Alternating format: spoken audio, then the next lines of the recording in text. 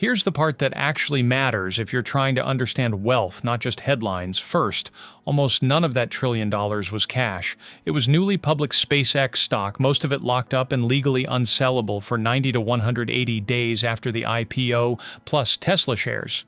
It was a number on paper, repriced by the market every second, not money sitting in an account. Second, freshly IPO'd stocks are volatile by nature, and SpaceX was no exception. After its opening pop, the stock declined in 11 of its first 17 trading sessions. By June 23, just 11 days after the IPO, SpaceX shares had fallen roughly 31% from their peak, wiping about $240 billion off Musk's fortune in about a week. Third, around the same time, new restrictions kicked in on roughly $116 billion worth of his Tesla shares, tied to the terms of his 2018 CEO Performance Award finally being exercised after years of legal back and forth in Delaware courts. That further squeezed his usable, unrestricted wealth. By June 24th, Forbes officially declared he'd lost his trillionaire status, dropping to around $962 billion. He clawed back over the line by June 29th as both stocks rallied, briefly a trillionaire again. But the volatility didn't stop.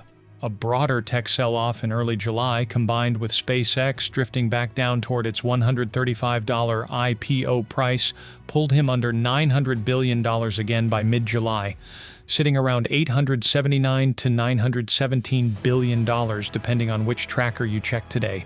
The lesson: Musk didn't lose the money the way you'd lose money in a bank account. The market simply repriced what he already owned over and over in both directions. He's still the richest person alive by a wide margin. Nobody else is close. But trillionaire turned out to be a moving target, not a permanent title. Musk's rise hasn't happened without pushback.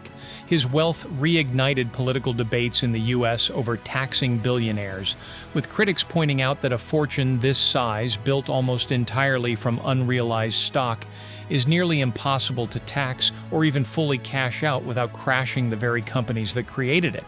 There are also real questions about concentration of power.